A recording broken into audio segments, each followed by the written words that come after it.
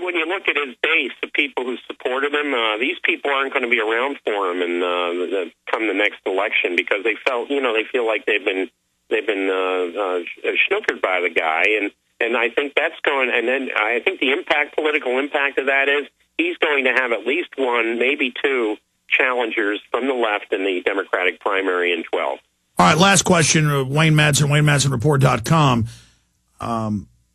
Who do you see, because you're there in Washington every day, you're there at the press club every week, what's the word on who the Republicans are planning to run? The word I'm getting from inside Republican sources is it's a General Petraeus / Mitt Romney ticket. It can be interchangeable versus a Palin Rick Perry ticket. Those are some of the main Republican contenders. Give us what you're hearing there on the Hill about that. And who are some of the Democratic challengers to Obama? Well, certainly Mitt Romney was at the press club a few weeks ago. He, according to everyone I talked to, Democrats and Republicans, he looks like he's got it. He's the favored person for 12. Now the others, Palin and all, I think they're interesting. They get the clips on TV, but I think it's Romney. It's Romney's to lose unless we find out he's been visiting some sort of bondage lesbian club in West Hollywood. I think it's his to lose. On the Democratic side, I see some potential troubles for. Hold on, I thought that was one of Steele's aides. You're saying Mitt Romney's going to that? No, I would say something like that would sink him if we were to find out. Right now, I think Romney's the clear winner in this. The only thing that could sink Mitt Romney would be to find out he was at one of those clubs. But I certainly he seems to be pretty squeaky clean. Why is that getting news that some Republican staffers going there? I mean, does that anger the Republican pedophile leadership that they found a Republican who likes women? Yeah, well, I think what it does is it's angering their the fundamentalist Christians who pump money into them. I see that Tony Perkins now has washed his hands of the GOP over that. So I see them. I see the party itself kind of self-destructing, but I think Romney's got it. And on the left, I would look at the guy who's on the outside of the Obama administration. He was very critical over the health care thing. I think we may not have heard the last from Howard Dean. I think he could be potentially a challenger to Obama from the left. Okay, well, Wayne Madsen, thank you so much for spending time with us. You bet. Wayne Madsen. Again, if you just joined us, I've got a lot of news I want to go over here today. Like federal judge finds NSA wiretaps were illegal. FCC advisor advocates state-run propaganda megaphone to counter alternative media. That's a quote. You heard me. State-run media here in the U.S.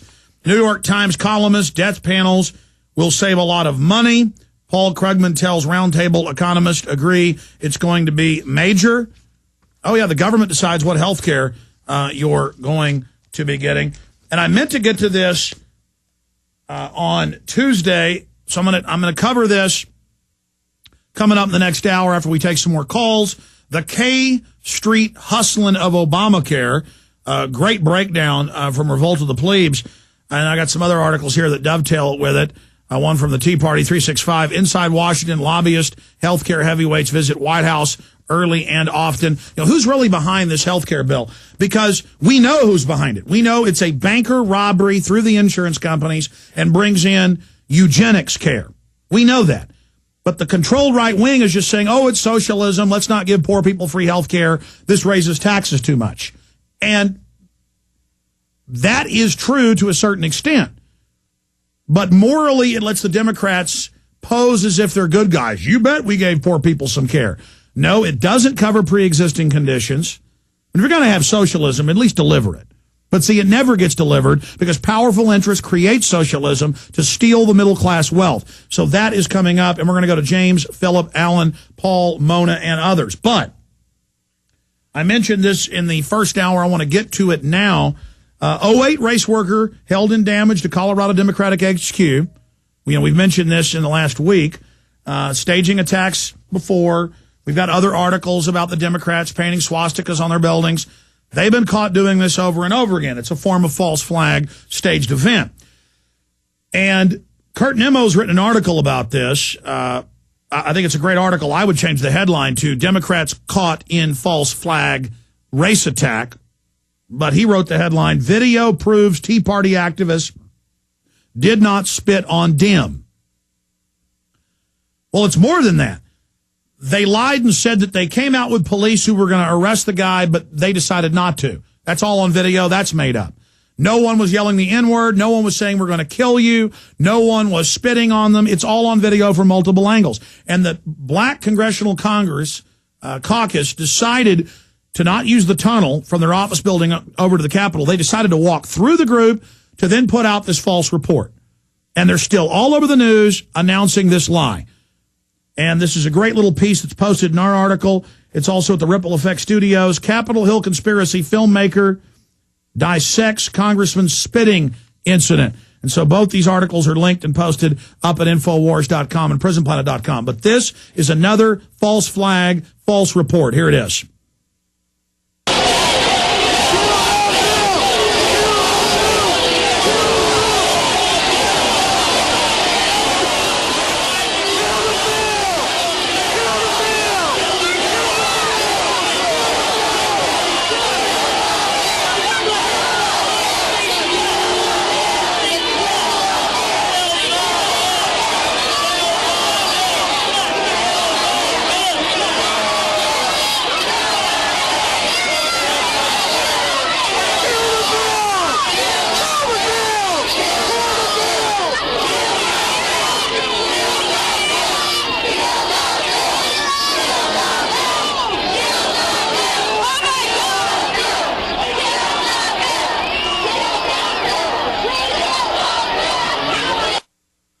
Okay, now that's a 1-minute raw video of the people screaming, "Kill the bill," not "kill members of the Black Congressional Caucus." They're yelling. They're not spitting, and the black congressman comes over and says he's spitting in his face. They're not yelling the N-word. Now, I just showed you a raw clip. We're going to play part of this clip and then come back from break and play the rest of it. Here is the piece, Capitol Hill Conspiracy. Here it is.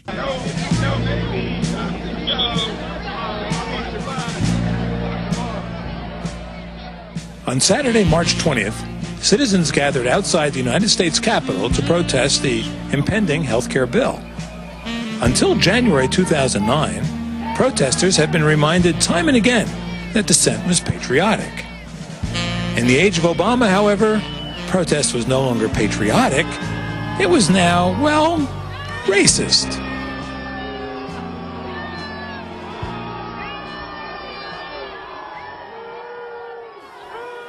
To prove it, a group of black Democrats chose to avoid the tunnel and walk right through the protesters to the Capitol. Equal opportunity in their protest, the citizens booed the black congressman as lustily as they had booed the white ones. But that was it. As the congressmen made their way to the Capitol, nothing happened. There was no violence, no threats of violence, not even any profanity. If there were any racial slurs, no one seems to have heard them. "I didn't hear the slurs," said House Whip James Clyburn, who walked with the group. How could he? Not one of the many videos shot that day recorded any. They did record, however, hundreds of people expressing their dissent against a bill that the majority of Americans deeply opposed. Many, like the man in black shirt and white cap on the left, shouted, "Kill the bill!"